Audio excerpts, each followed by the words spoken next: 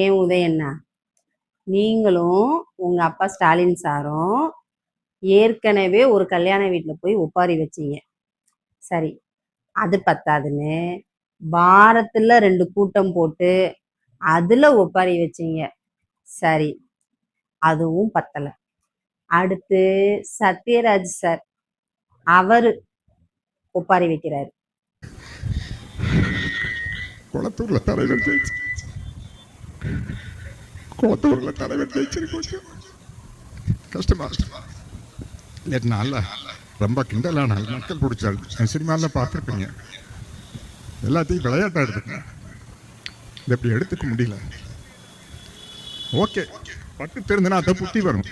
படுங்க படுங்க, பட்டு தெரிந்துங்க, அப்பதான் புத்தி வரும். இப்பேற்பட்ட தலைவரை தோற்கடிச்சிருக்கோம். முதல்வருக்கே உதாரணமாக இருந்தவர். பாத்தீங்களா? அது மட்டுமா, ஒரு பக்கம் வைரமுத்து சார், அவர் ஒப்பாரி வைக்கிறாரு. திமுக கூட தோற்கலாம். முத்துவேல் கருணாநிதி ஸ்டாலின் தோற்று இருக்க கூடாது.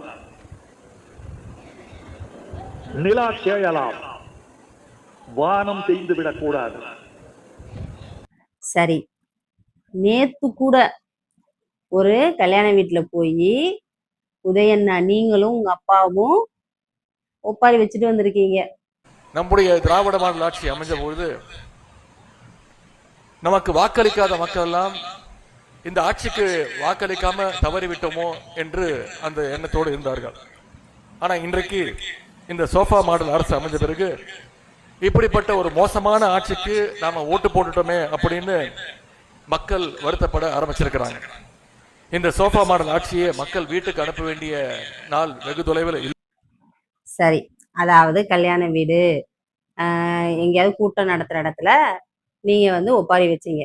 சரி, ஆனா இன்னைக்கு சட்டமன்றம் நடக்கிற இடத்துல அங்க கூட இப்படி ஒப்பாரி வைக்கிறீங்க.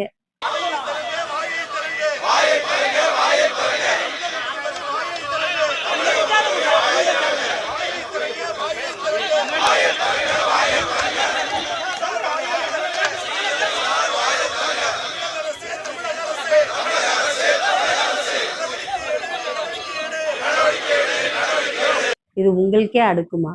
சொல்லுங்க. பேசாம திராவிட முன்னேற்ற கழகம்ன்றது பதிலா ஒப்பாரி முன்னேற்ற கழகம்னு பேரை மாத்திடலாம்னு நினைக்கிறேன். நீங்க என்ன நினைக்கிறீங்க?